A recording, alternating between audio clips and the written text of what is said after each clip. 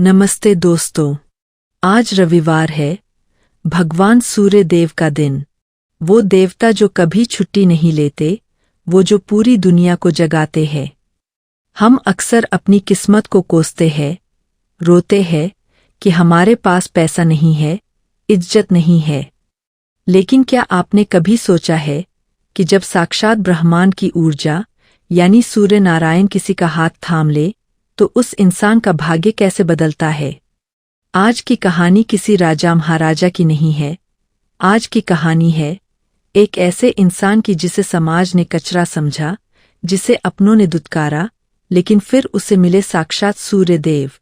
तैयार हो जाइए एक ऐसी यात्रा के लिए जो आपके रोंगटे खड़े कर देगी और आपको सिखाएगी कि अंधेरा चाहे कितना भी घना क्यों न हो, सूरज के उगते ही उसे मिटना ही पड़ता है। सुनिए, सूर्यपुत्र का उदय। शहर के शोर शराबे से दूर एक टूटी हुई झोपड़ी थी जिसमें रहता था राजू।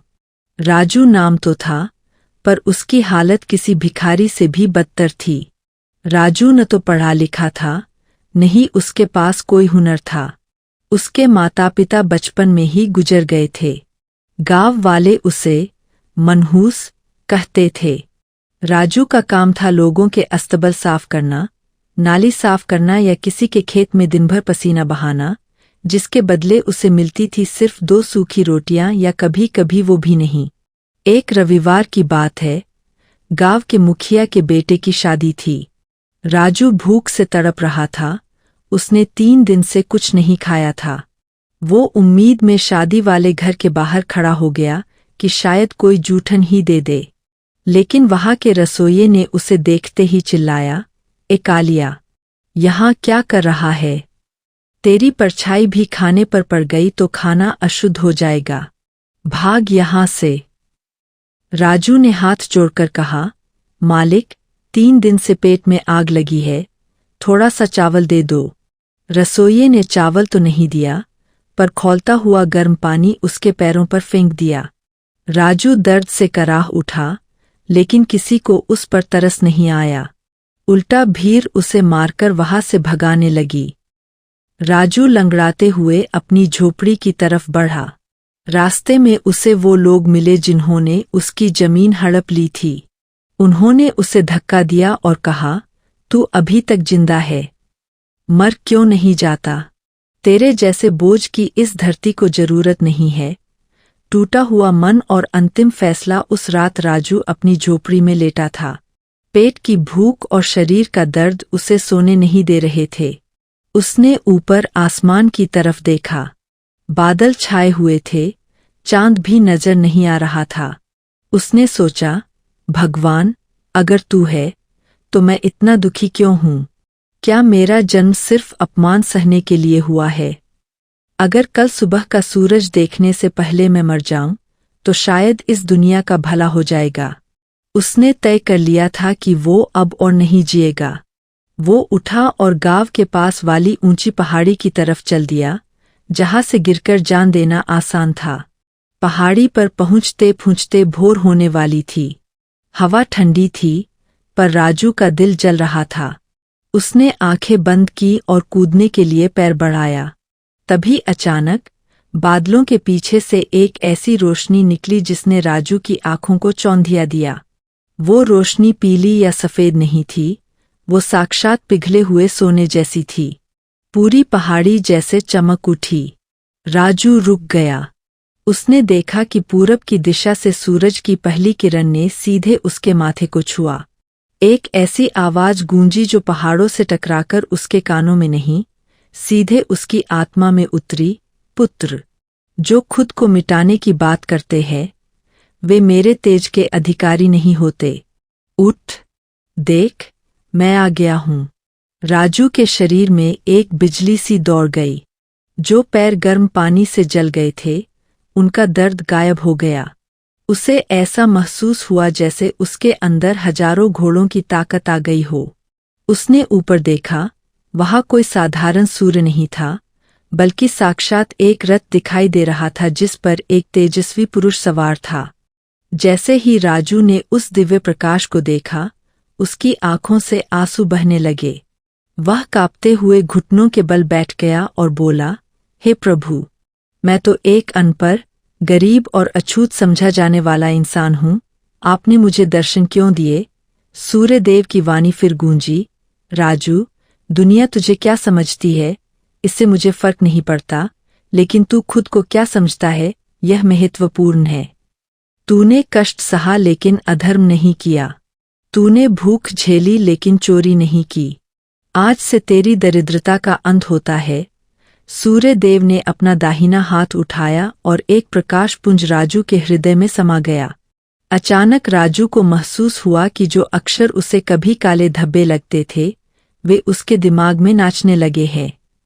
उसे संसार की हर भाषा, हर विद्या और हर शास्त्र का ज्ञान क्षण भर में हो गया। सूर्यदेव ने उसे 3 दिव्य वस्तुएं प्रदान कीं। पहली, एक स्वर्ण पात्र, सोने का कटोरा, जिससे निकाला गया भोजन कभी खत्म नहीं होगा और वह अमृत के समान होगा। दूसरी, तेजस दृष्टि, जिससे वह किसी भी बीमारी को सिर्फ देखकर ठीक कर सकेगा। और तीसरी, अभय कवच, जो अदृश्य रूप में उसके शरीर पर रहेगा और दुनिया का कोई भी हथियार या बुराई उसे छू नहीं पाएगी। सूर्यदेव ने कहा, वत्स, यह शक्तियाँ खुद के लिए नहीं, बल्कि उनके लिए है, जिनका दुनिया में कोई नहीं है। जा, और इस अंधकारमयी दुनिया में मेरा प्रकाश फैला। इतना कहकर सूर्यदेव ओझल हो गए और राजू पहाड़ी पर अकेला खड़ा था, लेकिन वह अब पुराना राजू नहीं था। उसके शरीर से एक दिव्य गंध आ रही थी और उसका चेहरा सूरज की तरह दमक रहा था। वह पहाड़ी से नीचे उतरा और सीधा उसी गांव की ओर चला जहां उसे अपमानित किया गया था। रास्ते में उसे वही रसोइया मिला जिसने उस पर गर्म पानी फेंका था। रसोइया इस बार एक बैलगाड़ी के नीचे दब गया था और दर्द से कराह रहा था। लोग खड़े देख रहे थे पर कोई मदद नहीं कर रहा था। राजू आगे बढ़ा और उसने सिर्फ अपनी उंगली से उस भारी बैलगाड़ी को उठा दिया। रसोइया हक्का बक्का रह गया। राजू ने उसकी आंखों में देखा और उसकी तेजस दृष्टि ने रसोइये के जख्मों को तुरंत भर दिया। रसोइया राजू के पैरों में गिर पड़ा। तुम कौन हो? क्या तुम वही राजू हो? राजू ने धीमे स्वर में कहा, मैं वही हूं जिसे तुमने कल दुत्कारा था, पर अब मैं सूर्य का सेवक हूं। राजू गांव के बीचों बीच पहुंचा और उसने अपना स्वर्ण पात्र निकाला। उसने गांव के उन सभी गरीबों को बुलाया जो भूखे थे। उस छोटे से कटोरे से उसने हजारों लोगों को भरपेट खीर और पूरी खिलाई, लेकिन वह कटोरा कभी खाली नहीं हुआ। गांव का मुखिया, जिसने राजू की जमीन हड़पी थी, यह सब देखकर जल भुन गया। उसने अपने लठैतों को भेजा कि जाओ और उस कटोरे को छीन लो। जैसे ही लठैतों ने राजू पर लाठियां चलाईं, वे लाठियां हवा में ही राख बन गईं। अभय कवच ने राजू की रक्षा की। मुखिया डर के मारे कांपने लगा। राजू उसके पास गया और बोला, मुखिया जी, यह जमीन, यह दौलत सब मिट्टी है। असली धन तो वह है जो किसी के काम आए। राजू ने अपनी शक्तियों का उपयोग गांव की भलाई के लिए शुरू किया। उसने बंजर जमीन पर हाथ रखा और वहां से मीठा पानी निकलने लगा। उसने बीमारों को अपनी दृष्टि से ठीक किया। धीरे धीरे राजू की कीर्ति उस गांव से निकलकर पड़ोसी राज्यों तक पहुंचने लगी।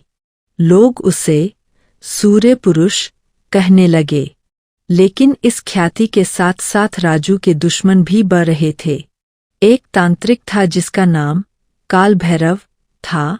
वह अपनी काली शक्तियों से लोगों को डराता था। उसे लगा कि अगर राजू की शक्तियां बढ़ती रहीं तो उसकी दुकान बंद हो जाएगी। काल भैरव ने फैसला किया कि वह राजू की उन दिव्य शक्तियों को छीन लेगा। उसने अपनी गुफा में बैठकर एक भयानक अनुष्ठान शुरू किया और हजारों प्रेतात्माओं को राजू पर आक्रमण करने के लिए भेजा।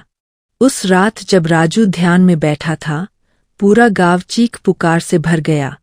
काले साए आसमान में मंडराने लगे। लेकिन जैसे ही वे काली शक्तियां राजू के घर के पास पहुंचतीं, वे जलकर भस्म हो जाती, क्योंकि राजू के चारों ओर सूर्यदेव का अभय कवच एक सुरक्षा चक्र की तरह काम कर रहा था। काल भैरव को समझ आ गया कि यह कोई साधारण इंसान नहीं है। उसने भेष बदला और एक लाचार अंधे बूढ़े का रूप धरकर राजू के पास गया। उसने राजू से कहा, बेटा, मैंने सुना है तुम सबको रोशनी देते हो, क्या मुझे मेरी आंखें वापस दे सकते हो? राजू ने मुस्कराकर कहा, बाबा, सूर्य की रोशनी सबके लिए है। जैसे ही राजू ने उसकी आंखों में देखने के लिए अपनी तेजस दृष्टि सक्रिय की, काल भैरव ने एक अभिमंत्रित काला कपड़ा राजू की आंखों पर बांधने की कोशिश की ताकि उसकी शक्ति कैद हो जाए। लेकिन सूर्य पुत्र को धोखा देना असंभव था।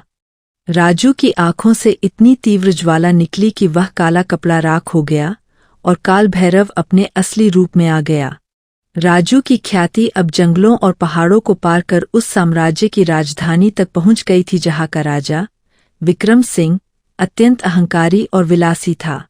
राजा को जब पता चला कि उसके राज्य में एक ऐसा युवक है जिसके पास कभी न खत्म होने वाला स्वर्ण पात्र है और जिसकी दृष्टि बीमारियों को हर लेती है, तो उसके मन में लालच जाग उठा। राजा ने अपने प्रधान सेनापति को आदेश दिया कि उस लड़के को जंजीरों में जकड़कर दरबार में पेश किया जाए।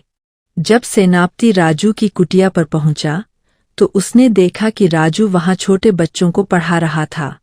सेनापति ने कड़क कर कहा, ए लड़के, महाराज ने तुझे याद किया है, चल हमारे साथ। राजू ने शांति से उत्तर दिया, महाराज को अगर जरूरत है तो वे स्वयं यहाँ आ सकते हैं। सूर्य की रोशनी किसी के महल की दासी नहीं होती। यह सुनकर सेनापति क्रोधित हो गया और उसने अपनी तलवार निकाल ली, पर जैसे ही उसने राजू पर वार किया, तलवार पत्थर की बन गई। सेनापति भयभीत होकर वापस भागा और राजा को सब बताया।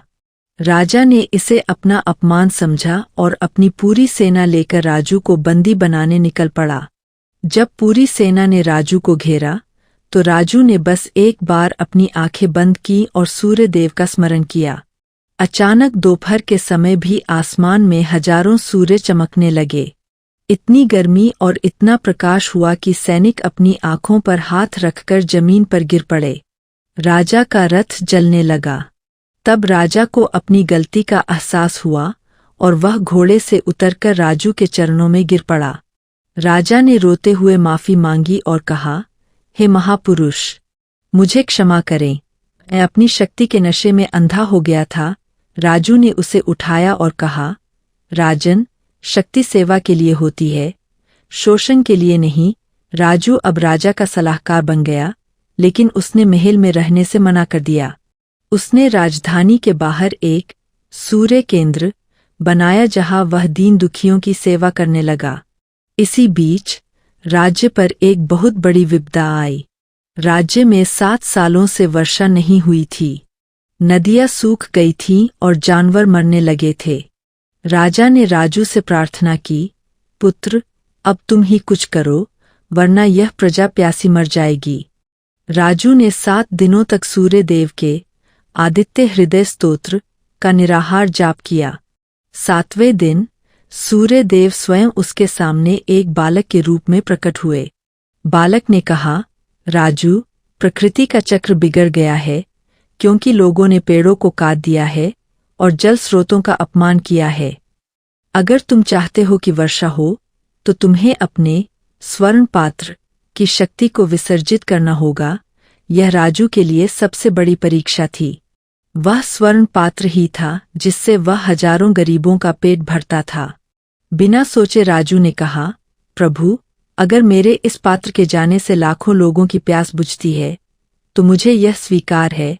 जैसे ही राजू ने वह पात्र सूखी नदी में डाला, वह पात्र पिघलकर सोने के बादलों में बदल गया और देखते ही देखते घनघोर वर्षा होने लगी। पूरा राज्य हरा भरा हो गया। लेकिन अब राजू के पास वह दिव्य पात्र नहीं था। उसे लगा कि अब वह लोगों की सेवा कैसे करेगा। तभी आसमान से पुष्प वर्षा हुई और सूर्य देव ने अपनी असली छवि दिखाई। उन्होंने कहा, राजू, तूने त्याग का सबसे बड़ा उदाहरण पेश किया है। अब तुझे किसी पात्र की आवश्यकता नहीं है। अब तेरे हाथ जिस भी वस्तु को छुएंगे वह अमृत बन जाएगी। राजू की शक्तियां अब 10 गुना बढ़ चुकी थीं। उसने अब बड़े बड़े चिकित्सालय और विद्यालय बनवाए जहां वह खुद बच्चों को पढ़ाता था। जो राजू कभी अक्षर नहीं पहचानता था, आज वह वेदों का सबसे बड़ा ज्ञाता बन गया था। उसकी ख्याति सुनकर दूर देश का एक क्रूर आक्रमणकारी गजब खान ने राज्य पर हमला कर दिया। उसके पास लाखों की सेना और विषैले अस्त्र थे। जब वह सीमा पर पहुंचा तो उसने देखा कि सामने कोई सेना नहीं, बल्कि सिर्फ एक युवक राजू निहत्था खड़ा है। आक्रमणकारी हंसा और बोला, तू अकेला मुझे रोकेगा? राजू ने मुस्कुराकर अपना हाथ सूर्य की ओर किया और एक ऐसी ऊर्जा की दीवार खड़ी कर दी जिसे पार करना असंभव था। आक्रमणकारी के तीर और गोले उस दीवार से टकराकर वापस उन्हीं पर गिरने लगे। अंत में उस क्रूर राजा ने घुटने टेक दिए और कसम खाई कि वह कभी किसी निर्दोष पर हाथ नहीं उठाएगा। राजू ने उसे जीवनदान दिया और शांति का पाठ पढ़ाया।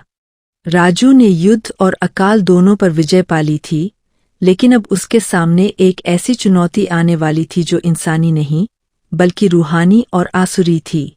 पाताल लोक का एक असुर राजा था, धूम्राक्ष, जिसे वरदान था कि उसे कोई भी ऐसा शस्त्र नहीं मार सकता जिसमें चमक हो। वह अंधेरे का स्वामी था और चाहता था कि पूरी पृथ्वी पर हमेशा के लिए ग्रहण लग जाए। उसने अपनी काली माया से सूर्य की किरणों को वायुमंडल में ही रोकना शुरू कर दिया। धीरे धीरे पृथ्वी पर धुंध छाने लगी, पेड़ पौधे कुम्हलाने लगे और लोगों के मन में अवसाद और चिड़चिड़ापन बढ़ने लगा। राजू ने देखा कि उसकी प्रजा फिर से दुखी हो रही है। उसने ध्यान लगाया और समझ गया कि यह किसी दानवी शक्ति का काम है। राजू अपनी कुटिया से निकला और बिना किसी हथियार के उस दिशा की ओर बढ़ा जहां से काली धुंध आ रही थी। धूम्राक्ष ने राजू को रोकने के लिए मायावी राक्षसों की सेना भेज दी। ये राक्षस परछाई की तरह थे, जिन पर लाठी या तलवार का कोई असर नहीं होता था। राजू ने अपनी तेजस दृष्टि का उपयोग किया, लेकिन असुरों की माया इतनी गहरी थी कि प्रकाश भी धुंधला पड़ रहा था। तब राजू ने अपनी आत्मा के भीतर छिपे सूर्य का आह्वान किया। उसने महसूस किया कि सूर्य देव केवल आकाश में नहीं, बल्कि उसके हृदय के मणिपुर चक्र में भी वास करते हैं। उसने एक महामंत्र का उच्चारण किया जिसे सूर्य गायत्री कहते हैं। अचानक राजू के शरीर से निकलने वाली गर्मी इतनी बढ़ गई कि आसपास की जमीन लावा की तरह दहकने लगी। वह खुद एक जलते हुए सूरज में बदल गया। जैसे ही वह परछाई वाले राक्षसों के बीच से गुजरा, वे भाप बनकर उड़ गए। धूम्राक्ष यह देखकर क्रोधित हो गया और उसने राजू पर अंधकार अस्त्र चलाया। चारों तरफ ऐसा सन्नाटा और अंधेरा छा गया कि राजू को अपनी ही हथेली दिखना बंद हो गई। लेकिन राजू डरा नहीं। उसने याद किया कि सूर्य देव ने उसे अभय कवच दिया था। उसने अपनी आंखें बंद की और पूरी श्रद्धा से कहा, प्रभु, मैं शरीर नहीं, मैं प्रकाश हूँ। उसी क्षण राजू के ललाट, माथे से एक तीव्र ज्योति निकली जिसने पाताल के उस राजा के महल को भी बीच से फाड़ दिया। धूम्राक्ष का अहंकार चूर चूर हो गया। उसने देखा कि राजू कोई साधारण मानव नहीं, बल्कि सूर्य का साक्षात अवतार बनता जा रहा है। धूम्राक्ष ने हार मान ली और प्रकाश के सामने आत्मसमर्पण कर दिया। राजू ने उसे आदेश दिया कि वह अपनी शक्तियों का उपयोग केवल नकारात्मक ऊर्जा को सोखने में करे, न कि जीवन को नष्ट करने में। इस जीत के बाद राजू वापस लौटा तो उसका स्वागत किसी देवता की तरह हुआ। अब राजा विक्रम सिंह बूढ़े हो चुके थे। उन्होंने राजू से आग्रह किया, महात्मा, अब आप ही इस सिंहासन को संभालें, क्योंकि आपसे योग्य इस पृथ्वी पर कोई नहीं है। राजू मुस्कुराया और बोला, राजन, जो सूर्य पूरे ब्रह्मांड का भार उठाता है, क्या वह कभी किसी सिंहासन पर बैठता है? वह तो निरंतर चलता रहता है। मेरा काम शासन करना नहीं, बल्कि मार्गदर्शन करना है। राजू ने राज्य में एक ऐसी व्यवस्था बनाई जहां कोई गरीब न रहे। उसने हर गांव में सूर्य कुंड बनवाए जिनमें पानी कभी खत्म नहीं होता था, और जो भी उसमें स्नान करता उसके पाप और रोग धुल जाते थे। राजू ने शिक्षा की एक नई पद्धति शुरू की, भानुकुल, जहां बच्चों को न केवल सांसारिक ज्ञान दिया जाता था, बल्कि उन्हें अपनी आंतरिक ऊर्जा को जगाने का विज्ञान भी सिखाया जाता था। राजू का प्रभाव इतना बढ़ा कि दूर दूर के देशों के दार्शनिक और वैज्ञानिक उससे मिलने आने लगे। एक दिन एक विदेशी विद्वान ने राजू से पूछा, आप इतने शक्तिशाली हैं, फिर भी आप फटे हुए कपड़े क्यों पहनते हैं और जमीन पर क्यों सोते हैं? राजू ने उत्तर दिया, दोस्त, सूरज के पास अपना कोई घर नहीं होता, वह सबको घर देता है। जिसके पास अंदर का उजाला हो उसे बाहर के रेशम की जरूरत नहीं पड़ती। समय बीतता गया और राजू की उम्र बढ़ने लगी, लेकिन उसका शरीर कभी बूला नहीं हुआ। उसके बाल सफ़ेद नहीं हुए और उसकी आवाज में वही कड़क बनी रही। लोग हैरान थे कि यह इंसान समय को कैसे मात दे रहा है। असल में राजू ने खेचरी मुद्रा और सूर्य विज्ञान के जरिए अपने शरीर की कोशिकाओं को प्रकाश में बदल लिया था। उसे अब भोजन की भी आवश्यकता नहीं थी, वह सीधे सूर्य की किरणों से ऊर्जा सोख लेता था।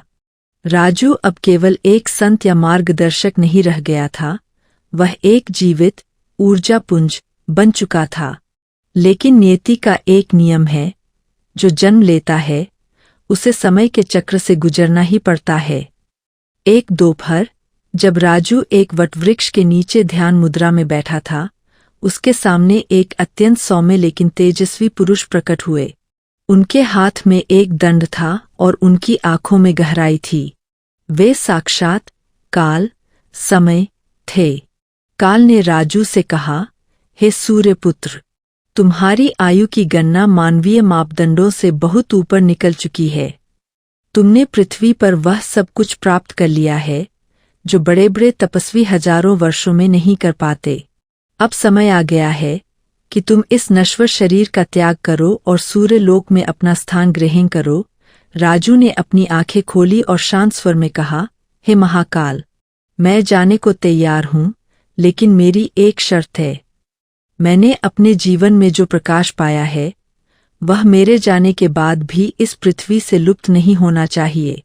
इंसान फिर से लालच और अंधेरे में न गिर जाए, इसका उपाय क्या है? काल मुस्कुराए और बोले, यह तुम्हारी अंतिम परीक्षा है। यदि तुम अपनी पूरी तपस्या का फल इस पृथ्वी के कणकण में समाहित कर सको तो यह धरती हमेशा के लिए धन्य हो जाएगी। राजू ने इस चुनौती को स्वीकार किया। उसने तय किया कि वह सीधे स्वर्ग नहीं जाएगा, बल्कि अपनी तेजस शक्ति को पृथ्वी के 5 तत्वों में बांट देगा।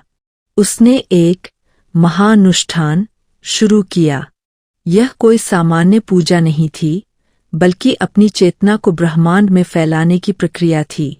जैसे ही राजू ने मंत्रों का जाप शुरू किया, पूरे राज्य की मिट्टी सोने की तरह चमकने लगी। खेतों में उगने वाले अनाज में अद्भुत शक्ति आ गई। राजू का पहला अंश मिट्टी में गया, जिससे अकाल का भय सदा के लिए समाप्त हो गया। उसका दूसरा अंश जल में गया, जिससे राज्य की सभी नदियां अमृत के समान आरोग्य देने वाली बन गईं। तीसरा अंश वायु में समाया, जिससे उस क्षेत्र की हवा में सांस लेने मात्र से लोगों के मानसिक विकार और तनाव खत्म होने लगे। लेकिन अभी सबसे बड़ी परीक्षा बाकी थी। राजू का चौथा अंश अग्नि में गया, जिससे हर घर का चूल्हा और हर व्यक्ति का जठराग्नि भूख संतुलित हो गई। अंत में राजू ने अपने अस्तित्व का सबसे सूक्ष्म हिस्सा आकाश को सौंपने का निर्णय लिया। जब राजू यह सब कर रहा था, तभी एक बाधा उत्पन्न हुई। आकाश के देवों को लगा कि अगर एक मनुष्य इतनी शक्ति पृथ्वी पर छोड़ देगा तो मनुष्य देवताओं से भी अधिक शक्तिशाली हो जाएंगे।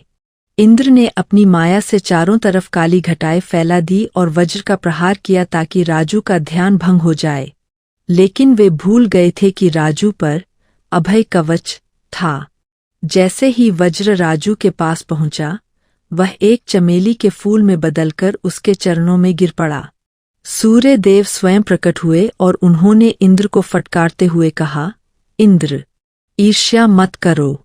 राजू ने जो किया है वह मनुष्य जाति के उत्थान के लिए है, न कि देवों को नीचे दिखाने के लिए। सूर्य देव के स्पर्श से इंद्र का अहंकार चूर हुआ और उन्होंने भी राजू पर फूलों की वर्षा की। अब राजू का शरीर धीरे धीरे पारदर्शी होने लगा था। वह अब मांस और हड्डियों का इंसान नहीं, बल्कि साक्षात प्रकाश का स्तंभ लग रहा था। उसने अपने शिष्यों को बुलाया और अपना अंतिम संदेश दिया, हमेशा याद रखना, सूर्य कभी किसी से भेदभाव नहीं करता। वह महल और झोपड़ी दोनों को समान रोशनी देता है। तुम भी अपने जीवन में उतने ही उदार बनना। ज्ञान को कभी तिजोरी में बंद मत करना, उसे बांटना, क्योंकि रोशनी बांटने से बढ़ती है। इतना कहते ही एक गूंजती हुई गर्जना हुई और राजू का भौतिक शरीर एक प्रचंड प्रकाश में विलीन हो गया। वह प्रकाश सीधे सूर्य की ओर बढ़ा और जाकर सूर्य नारायण के हृदय में समा गया। उस दिन के बाद से उस गांव में कभी अंधेरा नहीं हुआ। लोगों ने देखा कि राजू की झोपड़ी वाली जगह पर एक भव्य सूर्य मंदिर स्वतः प्रकट हो गया है, जिसकी दीवारों से आज भी सूर्य की पहली किरण पड़ते ही दिव्य संगीत सुनाई देता है। राजू की कहानी ने यह साबित कर दिया कि एक गरीब, अनपढ़ और सताया हुआ व्यक्ति भी अगर सूर्य की तरह अनुशासन और परोपकार को अपना ले, तो वह ईश्वर के समकक्ष खड़ा हो सकता है। आज भी जब कोई व्यक्ति पूरी श्रद्धा से सूर्योदय के समय राजू का नाम लेकर अर्घ्य देता है, उसे अपनी समस्याओं का समाधान बिजली की गति से मिल जाता है। यह कथा केवल एक इंसान के बदलने की नहीं है, यह एक आत्मा के परमात्मा में मिल जाने की अमर गाथा है। राजू के महाप्रयाण के बाद दुनिया ने समझा कि एक इंसान का अंत नहीं हुआ है, बल्कि एक नई सभ्यता का उदय हुआ है। राजू की दिव्य चेतना के सूर्यलोक में विलीन होते ही उन शिष्यों के भीतर एक अद्भुत हलचल शुरू हुई जिन्हें राजू ने अपने अंतिम वर्षों में शिक्षित किया था। इन शिष्यों में सबसे प्रमुख था आदित्य, जो कभी एक अपराधी था, लेकिन राजू की एक दृष्टि ने उसका जीवन बदल दिया था। आदित्य और उसके साथियों ने मिलकर तय किया कि वे गुरु के ज्ञान को केवल उस गांव तक सीमित नहीं रखेंगे, बल्कि इसे 7 समुद्र पार ले जाएंगे। उन्होंने सूर्य विज्ञान के उन गुप्त सूत्रों को लिपिबद्ध करना शुरू किया जिन्हें राजू ने मौखिक रूप से सिखाया था। बिना किसी लाइन ब्रेक के यह समझना जरूरी है कि यह विज्ञान केवल पूजा पाठ नहीं था, बल्कि यह फोटोनिक एनर्जी यानी प्रकाश की ऊर्जा को शरीर के भीतर संचित करने की एक सटीक विधि थी। शिष्यों ने देखा कि यदि वे सूर्य की किरणों को एक विशेष प्रकार के क्रिस्टल से गुजारते हैं, तो वह प्रकाश किसी भी धातु को शुद्ध कर सकता है और लाइलाज बीमारियों को जड़ से मिटा सकता है। जैसे जैसे यह ज्ञान फैलने लगा, दुनिया भर के राजा महाराजा इस शक्ति को हासिल करने के लिए लालायित हो उठे। चीन के सिल्क रूट से लेकर रोम की गलियों तक सूर्यपुत्र के ज्ञान की चर्चा होने लगी। लेकिन राजू ने एक गुप्त निर्देश छोड़ा था कि यह ज्ञान केवल उन्हें दिया जाए जिनका हृदय पवित्र हो। इसी बीच एक नया संकट खड़ा हुआ, एक ऐसा सम्राट जिसका नाम अंधक था। उसने तकनीक और तंत्र का एक ऐसा संगम बनाया जिससे वह सूर्य के प्रकाश को कैद कर अपनी निजी शक्ति बनाना चाहता था। उसने पूरी दुनिया के ऊपर एक कृत्रिम काले बादलों की चादर बिछाने की योजना बनाई ताकि लोग सूर्य से कट जाएं और केवल उसके द्वारा दी गई कृत्रिम रोशनी पर निर्भर रहें। यह एक प्रकार का डिजिटल और आध्यात्मिक अंधेरा था। आदित्य और अन्य शिष्यों ने जब यह देखा तो उन्होंने राजू द्वारा बताए गए महासूर्य चक्र का निर्माण शुरू किया। उन्होंने हिमालय की सबसे ऊंची चोटी पर बैठकर एक साथ सूर्य मंत्रों का जाप किया, जिससे एक ऐसी तरंग पैदा हुई जिसने अंधक के काले बादलों को छिन्न भिन्न कर दिया। इस घटना ने दुनिया को सिखाया कि कोई भी तकनीक प्रकृति की शक्ति का मुकाबला नहीं कर सकती। राजू के शिष्यों ने फिर दुनिया के अलग अलग कोनों में सूर्य द्वारों का निर्माण किया, जिसे आज हम मिस्र के पिरामिडों, कोणार्क के सूर्य मंदिर और मेक्सिको के मयान मंदिरों के रूप में जानते हैं। ये केवल पत्थर की इमारतें नहीं थी, बल्कि वे यंत्र थे जो ब्रह्मांडीय ऊर्जा को सोखकर धरती के कंपन को बढ़ाते थे। समय बीतता गया और राजू का नाम एक मिथक बन गया, लेकिन उसकी ऊर्जा आज भी हर उस व्यक्ति के भीतर जागृत होती है जो सुबह उठकर उगते हुए सूरज की लालिमा में अपनी आंखें मिलाता है। राजू की कहानी हमें सिखाती है कि तुम्हारी परिस्थिति चाहे कितनी भी दरिद्र क्यों न हो, तुम्हारे भीतर एक ऐसा सूरज छिपा है जो पूरे ब्रह्मांड को रोशन करने की ताकत रखता है।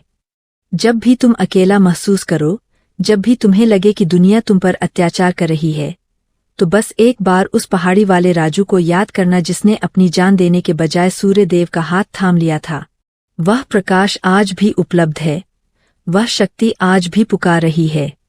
बस जरूरत है तो उस निष्कपट श्रद्धा की जो राजू के पास थी। सूर्य देव का यह आशीर्वाद हर उस गरीब, शोषित और पीड़ित के लिए है जो अपने भीतर के अंधकार को जलाकर राख करने का साहस रखता है। यह गाथा यहाँ समाप्त नहीं होती क्योंकि सूर्य कभी अस्त नहीं होता, वह बस दूसरी तरफ उदय होता है। जो यहाँ खत्म हुआ है वह कहीं और शुरू हो चुका है, और इस तरह सूर्य पुत्र की चेतना अनंत काल तक मानवता का मार्गदर्शन करती रहेगी। राजू की चेतना का विस्तार अब केवल पृथ्वी तक सीमित नहीं रहा था, बल्कि वह एक ऐसी अमर शक्ति बन चुका था जो युगों युगों तक मानव जाति की रक्षा करने वाली थी। राजू के शिष्यों ने जब दुनिया भर में सूर्य विज्ञान की स्थापना कर दी तो समय के साथ एक नया युग आया जिसे आज हम कलियुग के नाम से जानते हैं। कलियुग के प्रभाव से लोगों के मन में फिर से ईर्ष्या, क्रोध और अहंकार बढ़ने लगा और वे उस सूर्यपुत्र राजू की शिक्षाओं को भूलने लगे। लोगों ने प्रकृति का दोहन शुरू कर दिया और हवा पानी को जहरीला बना दिया। तब राजू की आत्मा ने सूर्य लोक में बैठकर यह निर्णय लिया कि वह फिर से सूक्ष्म रूप में धरती पर वास करेगा। आज भी यह माना जाता है कि जो व्यक्ति बहुत गरीब है, जिसके पास शिक्षा का अभाव है और जो समाज द्वारा प्रताड़ित है, यदि वह रविवार के दिन किसी भी पुराने सूर्य मंदिर या बहती नदी के किनारे बैठकर हृदय से राजू और सूर्य देव को पुकारता है, तो उसे एक विचित्र अनुभव होता है। उसे ऐसा महसूस होता है जैसे कोई अदृश्य हाथ उसके सिर पर रखा गया है और अचानक उसके जीवन की बंद राहें खुलने लगती है। राजू की कहानी का यह भाग हमें यह सिखाता है कि दैवीय शक्तियाँ कभी मरती नहीं है, वे बस अपना रूप बदल लेती है। एक बार की बात है, आधुनिक समय में एक छोटा बालक जो बहुत बीमार था और जिसके पास इलाज के पैसे नहीं थे, वह राजू की इस कथा को सुनकर सूर्योदय के समय घर की छत पर खड़ा हो गया। उसने वैसे ही हाथ जोड़े जैसे राजू ने उस पहाड़ी पर जोड़े थे। उसने कहा, हे सूर्य देव, अगर राजू को रास्ता मिल सकता है तो मुझे क्यों नहीं। कहते हैं कि उसी क्षण एक तेज हवा का झोंका आया और उस बालक के पास एक पुराना सिक्का गिरा जो सोने का था। उस सिक्के ने न केवल उसकी बीमारी का इलाज कराया बल्कि उसे पढ़ने लिखने की प्रेरणा भी दी। वह बालक बड़ा होकर एक महान वैज्ञानिक बना जिसने सौर ऊर्जा के क्षेत्र में ऐसी क्रांति की जिससे करोड़ों घरों का अंधेरा दूर हो गया। यह राजू की ऊर्जा ही थी जो उस बालक के माध्यम से काम कर रही थी। राजू की यह संपूर्ण कथा हमें यह संदेश देती है कि इंसान की असली गरीबी धन की कमी नहीं बल्कि आत्मविश्वास की कमी है। जिस दिन तुम खुद को उस परमपिता सूर्य का अंश मान लोगे, उस दिन दुनिया की कोई भी ताकत तुम्हें हरा नहीं पाएगी। सूर्य देव का यह तेज तुम्हारे भीतर के डर को जला देगा और तुम्हें एक ऐसी ऊंचाई पर ले जाएगा जहां तुम केवल खुद का नहीं बल्कि पूरे संसार का कल्याण करोगे। राजू आज भी सूर्य की हर पहली किरण में मौजूद है। वह हर उस पसीने की बूंद में है जो मेहनत से गिरती है, और वह हर उस मुस्कान में है जो दूसरों की मदद करने से आती है। इस कहानी को सुनने मात्र से व्यक्ति के भीतर के सुप्त केंद्र जागृत हो जाते हैं और उसके कर्म, भाग्य और जीवन में एक सकारात्मक बदलाव आने लगता है। भगवान सूर्य देव की यह कथा साक्षात ब्रह्मांड का विधान है जो निरंतर चलता रहेगा और अंधकार को मात देता रहेगा। राजू की गाथा अब उस चरम पर पहुंच चुकी थी जहां वह केवल एक व्यक्ति नहीं बल्कि एक ब्रह्मांडीय चेतना बन चुका था। जब राजू सूर्यलोक में विलीन हुआ तो उसने अपने पीछे एक ऐसी दिव्य पांडुलिपि छोड़ी थी जिसे केवल वही पढ़ सकता था जिसका हृदय पूरी तरह निष्पाप हो और जो मानवता के लिए अपना सब कुछ न्योछावर करने को तैयार हो।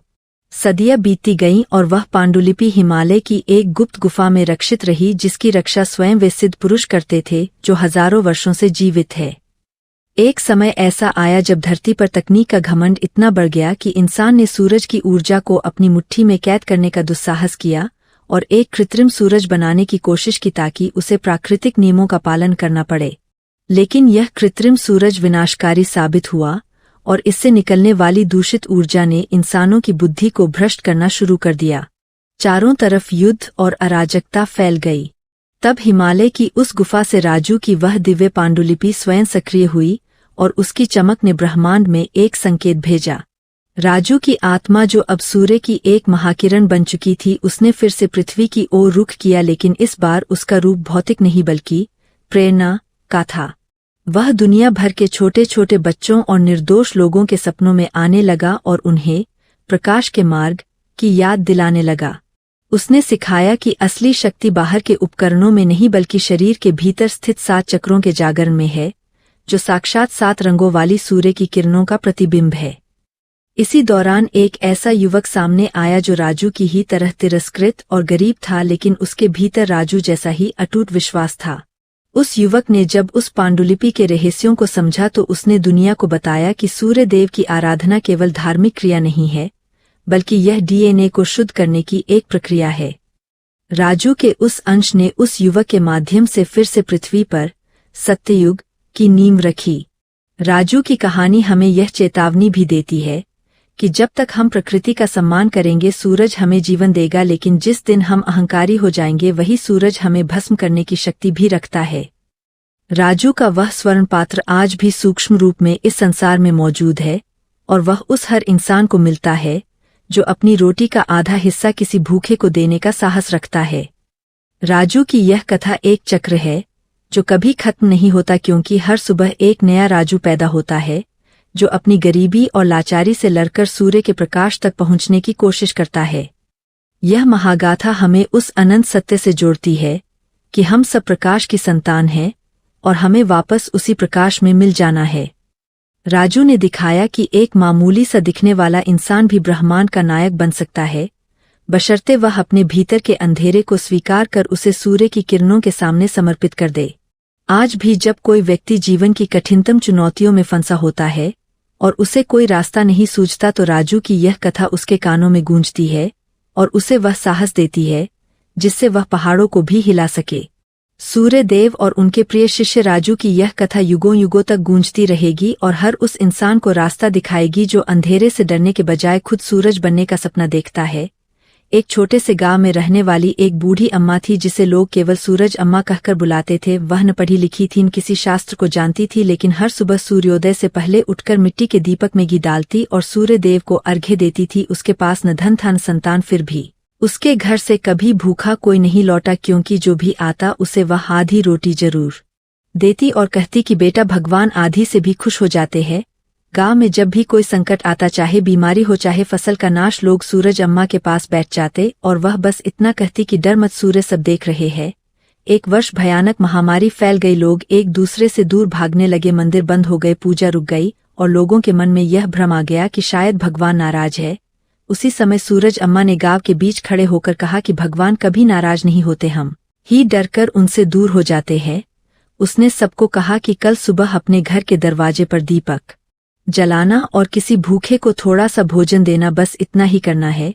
मंत्र नहीं चाहिए, डर नहीं चाहिए। लोगों ने उसकी बात मानी और अगली सुबह जब सूरज निकला तो पूरे गांव में दीपक जल रहे थे और हर घर से किसी न किसी को थोड़ा भोजन मिला। आश्चर्य यह हुआ कि धीरे धीरे बीमारी कम होने लगी और गांव फिर से जीवंत हो गया। लोगों ने सूरज अम्मा को देवी मानना शुरू कर दिया, लेकिन वह हाथ जोड़कर कहती रही कि मैं देवी नहीं हूँ, तो बस राजू की कथा जानती हूँ। वह कहती कि राजू ने सिखाया था कि सूर्य देव को पाने के लिए पहाड़ नहीं चढ़ने पड़ते, बस किसी भूखे का पेट भरना पड़ता है।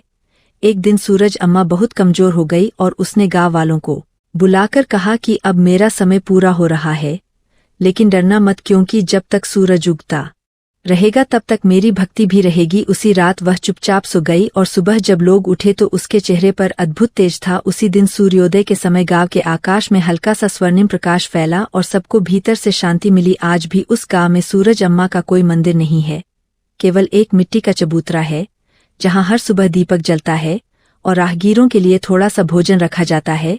और लोग कहते हैं कि जब भी कोई सच्चे मन से वहां बैठकर सूर्य को याद करता है तो उसे ऐसा लगता है जैसे कोई माँ उसके सिर पर हाथ रखकर कह रही हो, डर मत बेटा, प्रकाश कभी खत्म नहीं होता। इस कथा का यही सरल भेद है कि भक्ति दिखावे से नहीं प्रेम से जन्म लेती है और भगवान मंदिर में नहीं उस रोटी में मिलते हैं जो हम किसी और को देते हैं।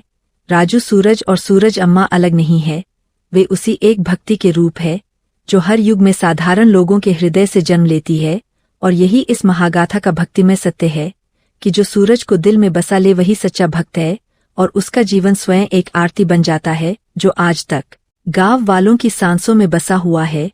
सूरज अम्मा के जाने के कुछ वर्षों बाद गांव में एक निर्धन चरवाहा रहता था जिसका नाम केशव था। वह दिन भर दूसरों की गाय भैंस चराता और रात को उसी चबूतरे के पास हो जाता जहां सूरज अम्मा की स्मृति में दीपक जलता था। केशव कोई बड़ी पूजा जानता था, व्रत नियम बस इतना करता था कि सुबह उठकर सूरज को देखकर दोनों हाथ जोड़ लेता और मन ही मन कह देता, हे भगवान, आज जो मिलेगा उसी में खुश रहूंगा। एक दिन गांव में एक बड़ा व्यापारी आया जिसने गांव की जमीन खरीदने और चबूतरे को हटाने की बात कही। उसने कहा कि इससे कोई लाभ नहीं, यह केवल मिट्टी का ढेर है। गांव के कुछ लोग लालच में आ गए, पर केशव चुपचाप चबूतरे के पास बैठ गया और बोला, इसे मत हटाना, यहाँ सूरज अम्मा की सांसें हैं।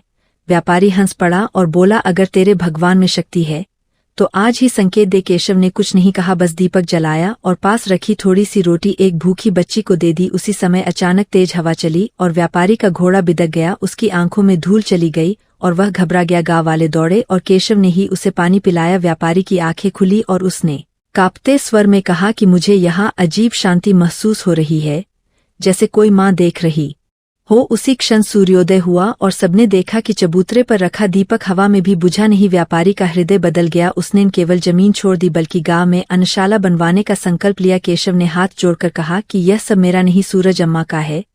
उस दिन से केशव ने चरवाही छोड़ दी और चबूतरे के पास आने वाले हर भूखे को भोजन देने लगा। लोग उसे संत कहने लगे, पर वह मुस्कुरा कर कहता, तो बस सूरज का सेवक हूँ। धीरे धीरे वह गांव वालों को यही सिखाने लगा कि जब दुख आए तो प्रश्न मत करो, बस किसी और का दुख थोड़ा हल्का कर दो, क्योंकि वही सच्ची प्रार्थना है। एक सुबह केशव भी सूरज अम्मा की तरह चुपचाप सो गया और फिर नहीं उठा, पर उस दिन गांव में ऐसा लगा जैसे हर घर में उजाला ज्यादा है। बच्चों ने बिना कारण हंसना शुरू कर दिया और बूढ़ों की आंखों से आंसू बहने लगे। गांव वालों ने समझ लिया कि सूरज अम्मा के बाद अब केशव भी उसी प्रकाश में मिल गया है, और तब उन्हें यह भेद पूरी तरह समझ आया कि भगवान कभी एक रूप में नहीं रहते। वे कभी बूढ़ी अम्मा बनकर रोटी बांटते हैं, कभी चरवाहा बनकर दीपक जलाते हैं, और कभी किसी अनजान के रूप में हमारे सामने आकर हमारी करुणा की परीक्षा लेते हैं। यही इस कथा का अगला चरण है कि भक्ति केवल सुनने की नहीं, जीने की चीज है, और जो इसे जी लेता है वही बिना मंदिर बिना मूर्ति के भी भगवान का घर बन जाता है। केशव के बाद गांव में एक नन्ही बच्ची जन्मी जिसे लोग गौरी कहकर बुलाने लगे। वह बोल नहीं पाती थी, लेकिन सूर्योदय के समय उसके चेहरे पर अद्भुत मुस्कान आ जाती थी। वह रोज चबूतरे पर रखे दीपक के पास बैठकर मिट्टी से छोटे छोटे सूर्य बनाती और उन्हें पास बैठे भूखे लोगों को दे देती, मानो खेल खेल में सेवा सिखा रही हो।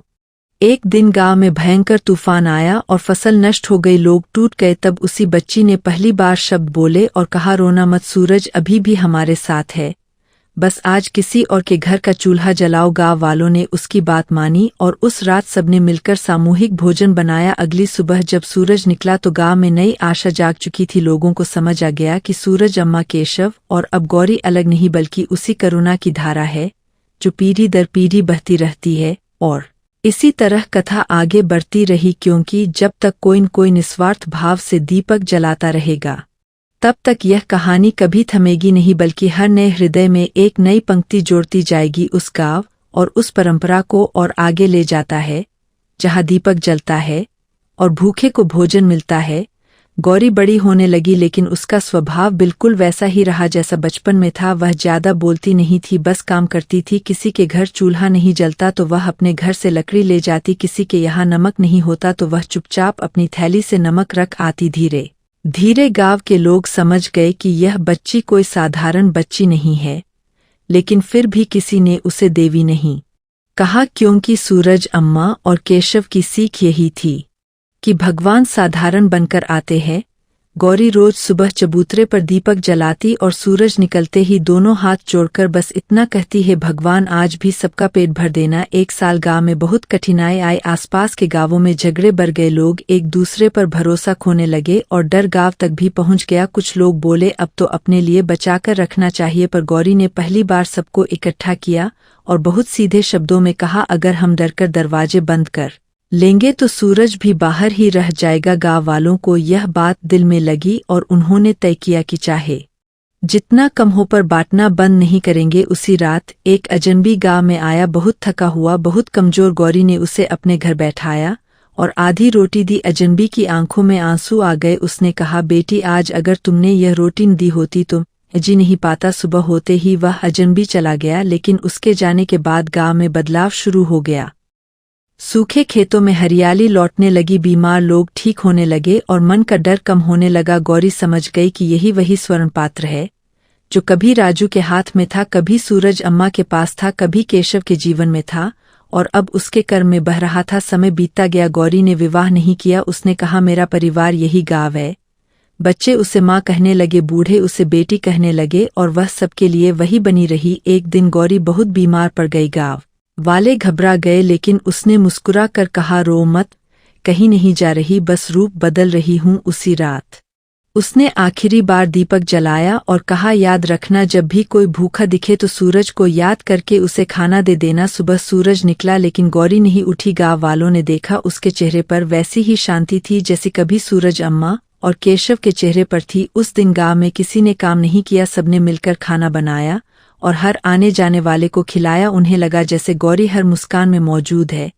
सालों बाद गांव बड़ा हुआ, लोग शहर चले गए, लेकिन चबूतरा वही रहा, दीपक वहीं जलता रहा और जो भी सच्चे मन से वहां बैठता उसे भीतर से हल्का महसूस होता। इस तरह यह कथा चलती रही, क्योंकि यह किसी एक व्यक्ति की कहानी नहीं थी, यह उस भावना की कहानी थी जो सिखाती है कि भगवान को पाने के लिए बड़े बड़े शब्द नहीं चाहिए, बस थोड़ा सा प्रेम और थोड़ा सा साहस चाहिए। और यही कहानी हर सुबह सूरज के साथ फिर से जन्म लेती रही। गौरी के बाद भी वह गांव कभी सूना नहीं हुआ, क्योंकि अब लोगों के भीतर दीपक जलने लगा था। समय बदला, रास्ते बने, शहर पास आ गए और कुछ लोग बाहर कमाने चले गए, लेकिन जाते समय वे चबूतरे पर दीपक जलाकर ही जाते थे और मन में यही कहते थे कि जहां भी रहें वहां किसी भूखे को खाली हाथ नहीं लौटने देंगे। उन्हीं में से एक युवक था जिसका नाम मोहन था। वह शहर में मजदूरी करता था, दिन भर ईंट ढोता और रात को थका हारा सो जाता, लेकिन सूर्योदय के समय उसकी आंख अपने आप खुल जाती और उसे गांव का वही चबूतरा याद आ जाता। एक दिन उसने देखा कि शहर की झुग्गी में उसके पास रहने वाला एक बूढ़ा कई दिनों से भूखा है।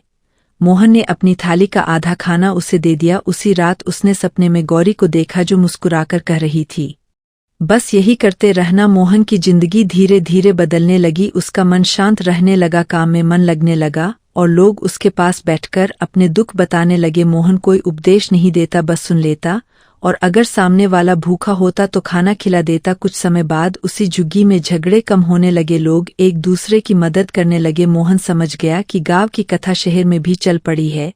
इधर गांव में भी एक छोटा सा बालक था जो रोज स्कूल जाते समय चबूतरे पर रुकता और दीपक को ठीक करता। लोग पूछते, बेटा ऐसा क्यों करता है? तो वह कहता, मुझे अच्छा लगता है।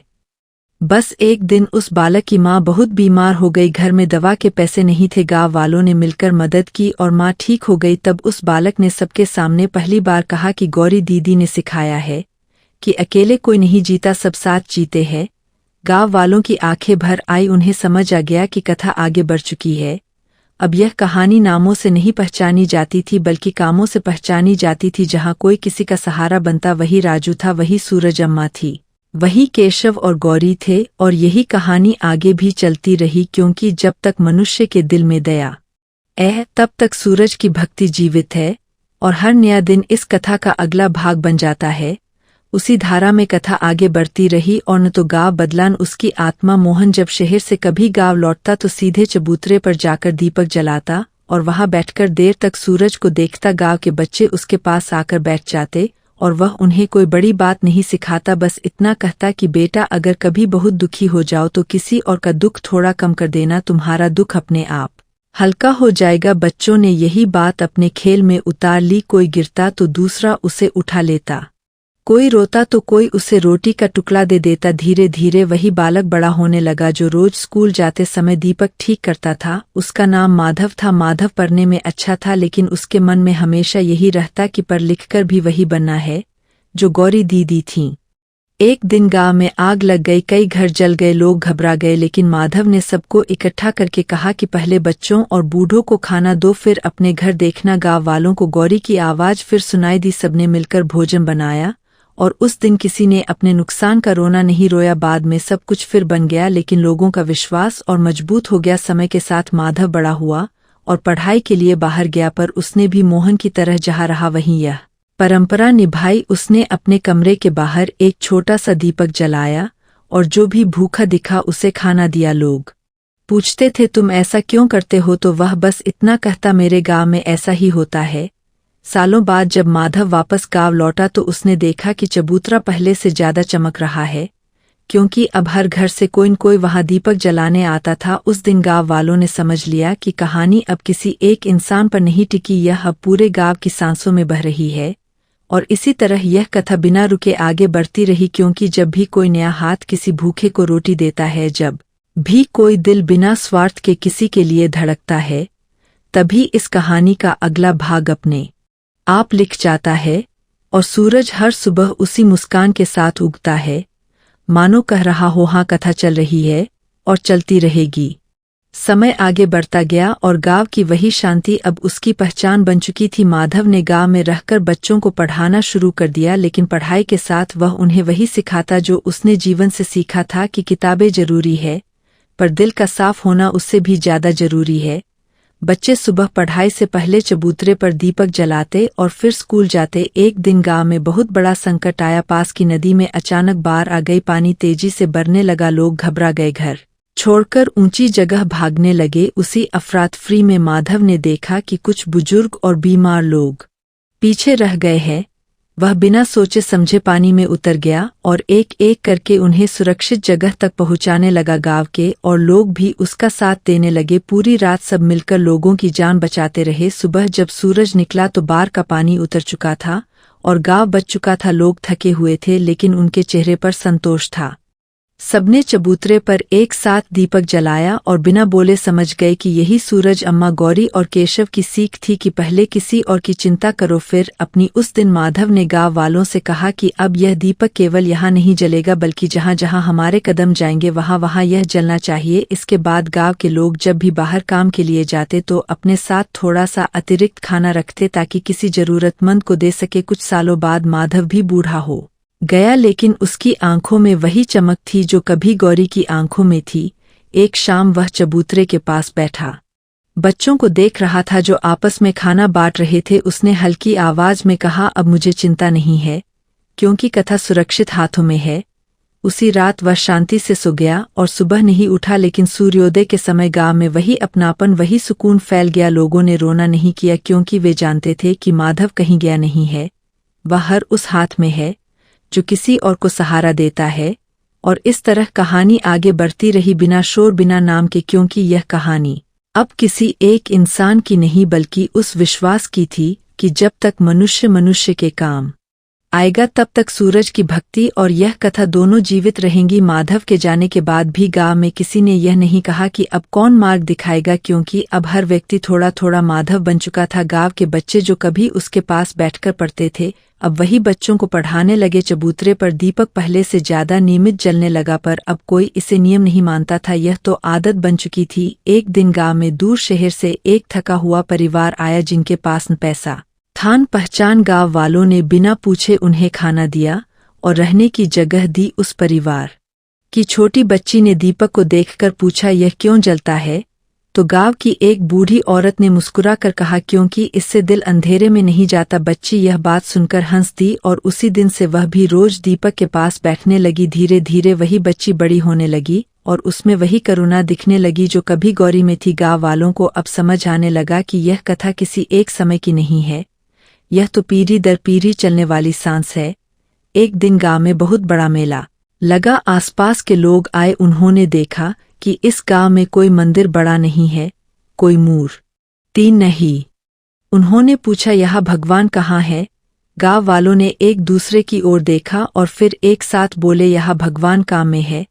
मेहमानों को यह बात पहले अजीब लगी, लेकिन जब उन्होंने देखा कि यहाँ कोई भूखा नहीं सोता, कोई अकेला नहीं रहता, तो उनके मन में भी कुछ बदल गया। वे जाते समय दीपक जलाकर गए और मन में यह संकल्प लेकर गए कि जहाँ भी रहेंगे थोड़ा सा उजाला जरूर बांटेंगे। शाम को जब सूरज डूब रहा था, तब चबूतरे के पास बैठे बच्चों ने देखा कि आसमान में हल्की सुनहरी आभा फैल गई और उन्हें ऐसा लगा जैसे सूरज मुस्कुरा रहा हो, मानो कह रहा हो कि कथा अभी पूरी नहीं हुई है, यह तो चल ही रही है। क्योंकि जब तक कोई बिना नाम बिना अपेक्षा के किसी और के लिए खड़ा होता रहेगा तब तक राजू, सूरज, अम्मा, केशव, गौरी, माधव और आने वाले न जाने कितने नामों में यह कहानी आगे बढ़ती रहेगी और हर नया दिन इसका अगला भाग बनता रहेगा। मेले के बाद गांव की पहचान दूर दूर तक फैल गई, लेकिन फिर भी गांव वालों के स्वभाव में कोई घमंड नहीं आया, क्योंकि उन्होंने कभी इसे अपनी महानता नहीं माना। वे इसे केवल सूरज की कृपा कहते रहे। समय के साथ वही बच्ची बड़ी हुई जो मेहमान परिवार के साथ आई थी। उसका नाम सबने आशा रख दिया, क्योंकि उसके चेहरे पर हमेशा उम्मीद झलकती थी। आशा रोज सुबह सबसे पहले चबूतरे पर जाकर दीपक साफ करती और फिर स्कूल जाती। पढ़ाई में वह साधारण थी, लेकिन उसका मन बहुत कोमल था। अगर किसी का मन उदास होता तो वह बिना पूछे उसके पास बैठ जाती। एक दिन गांव में खबर आई कि पास के क्षेत्र में सूखा पड़ गया है और लोग भूखे हैं। गांव वालों ने बैठक की और बिना देर किए तय किया कि वे वहां अनाज और भोजन भेजेंगे। आशा ने भी अपनी छोटी सी थैली से मुट्ठी भर चावल निकाले और बोली, यह भी ले चलो। यह देखकर सबकी आंखें भर आई। उस दिन गांव से कई लोग पैदल ही मदद के लिए निकल पड़े और जब उन्होंने वहां लोगों को भोजन दिया तो उन्हें वही शांति मिली जो हमेशा चबूतरे पर दीपक जलाते समय मिलती थी। लौटकर उन्होंने बच्चों को बताया कि जब किसी के आंसू सूखते हैं तब भीतर का दीपक और तेज जलता है। आशा यह सब सुनती रही और उसके मन में यह बात गहराई से बैठ गई। वर्षों बाद जब आशा युवा हुई तो उसने गांव छोड़कर कहीं जाने की इच्छा नहीं की। उसने कहा, मेरा काम यही है। गांव में अब छोटे छोटे झगड़े भी कम हो गए थे, क्योंकि लोग बात करके सुलझाना सीख गए थे। एक शाम जब सब चबूतरे पर बैठे थे तो आशा ने बहुत सरल शब्दों में कहा, हमें इस दीपक को जलाए रखने के लिए किसी एक इंसान की जरूरत नहीं है, हम सब मिलकर ही इसका तेल है।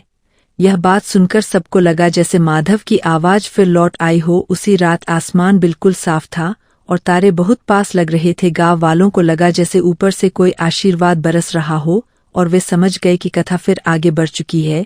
अब यह आशा के रूप में सांस ले रही है और आगे भी चलती रहेगी, क्योंकि जब तक कोई बिना स्वार्थ के किसी और के लिए चिंता करता रहेगा तब तक यह कहानी रुकने वाली नहीं है, बल्कि हर नए दिल में चुपचाप अपना अगला पन्ना लिखती रहेगी। आशा के शब्दों के बाद गांव में जैसे एक नई समझ उतर आई। लोग अब किसी बड़े संकट का इंतजार नहीं करते थे कि तभी भलाई करेंगे, बल्कि रोजमर्रा के छोटे कामों में ही एक दूसरे का हाथ बंटाने लगे। सुबह कोई बीमार होता तो बिना कहे कोई दवा ले आता, किसी के घर अनाज कम पड़ता तो रात में ही उसके दरवाजे पर थैली रखती जाती और किसी को पता भी नहीं चलता किसने दिया है।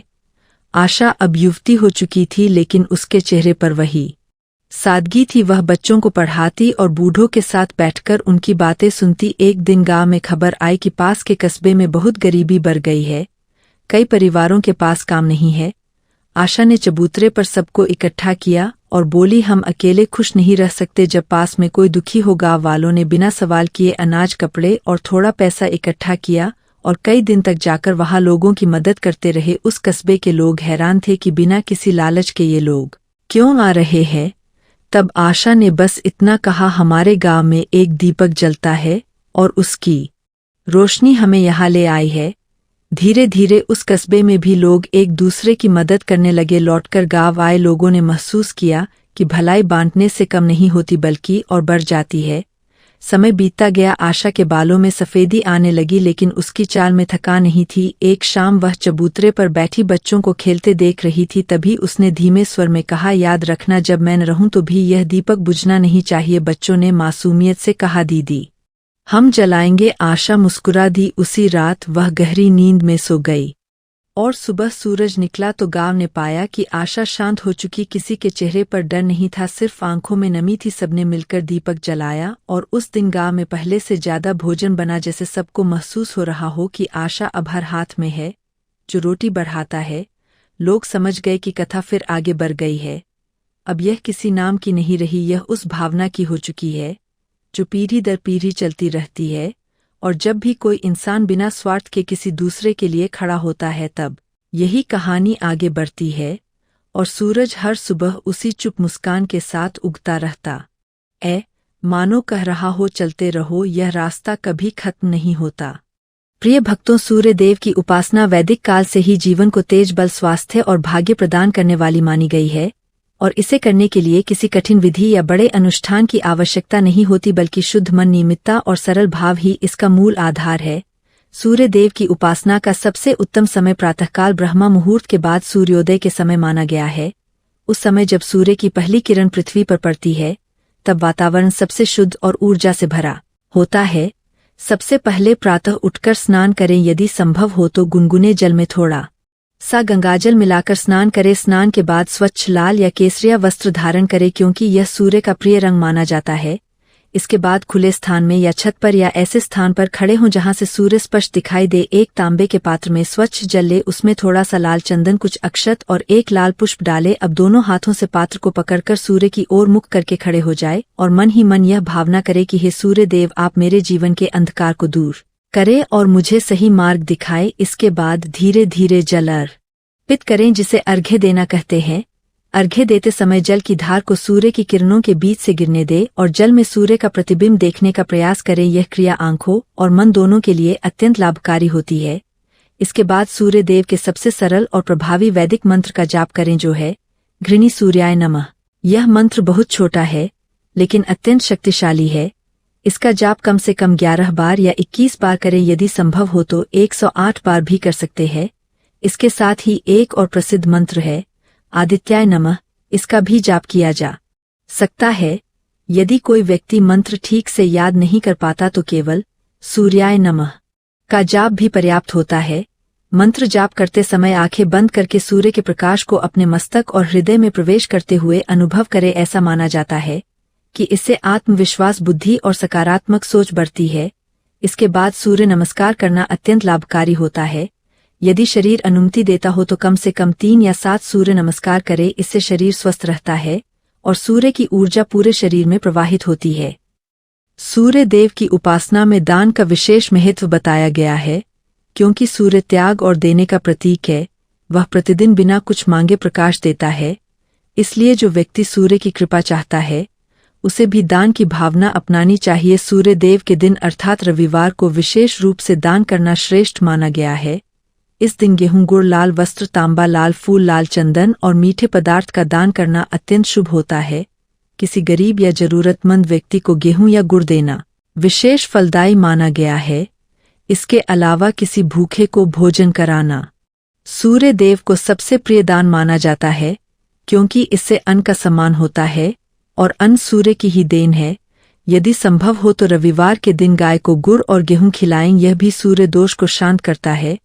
जिन लोगों की कुंडली में सूर्य कमजोर होता है उन्हें विशेष रूप से यह उपाय करना चाहिए। इसके साथ ही अपने पिता, गुरु या किसी बुजुर्ग व्यक्ति का सम्मान करना भी सूर्य उपासना का ही एक रूप है।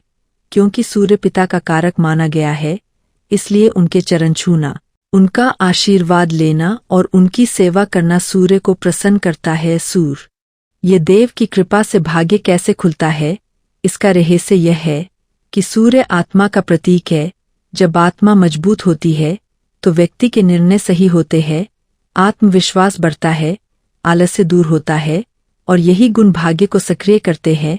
सूर्य उपासना से व्यक्ति का तेज बढ़ता है, समाज में मान सम्मान प्राप्त होता है, सरकारी कार्यों में सफलता मिलती है, नौकरी व्यवसाय में स्थिरता आती है और रोग प्रतिरोधक क्षमता भी बढ़ती है। एक अत्यंत सरल वैदिक उपाय यह भी है कि प्रतिदिन सूर्योदय के समय कम से कम 5 मिनट सूर्य को बिना पलक झपकाए प्रेम से देखे। इसे सूर्य ध्यान कहा जाता है, लेकिन ध्यान रहे कि यह केवल उगते सूर्य के समय ही करें जब किरणें कोमल हों। यह अभ्यास आंखों, मन और मस्तिष्क के लिए बहुत लाभकारी होता है। एक और सरल उपाय यह है कि रविवार के दिन नमक का सेवन कम करें और मीठा भोजन अधिक करें। इससे सूर्य की ऊर्जा संतुलित होती है। यदि कोई व्यक्ति जीवन में लगातार संघर्ष कर रहा हो और मेहनत के बाद भी फल मिल रहा हो तो उसे यह संकल्प लेना चाहिए कि वह प्रतिदिन सूर्य देव को अर्घ्य देगा और कम से कम एक जरूरतमंद की सहायता करेगा, चाहे वह भोजन हो, जल हो या प्रेम भरे शब्द हो, क्योंकि सूर्य केवल पूजा से नहीं बल्कि कर्म से भी प्रसन्न होते हैं। सूर्य उपासना का सबसे बड़ा नियम है अहंकार से दूर रहना, क्योंकि सूर्य अहंकार नहीं बल्कि आत्मसम्मान सिखाते हैं। जब व्यक्ति सूर्य की तरह नियमित, ईमानदार और उदार बनता है तब उसका भाग्य स्वयं खुलने लगता है।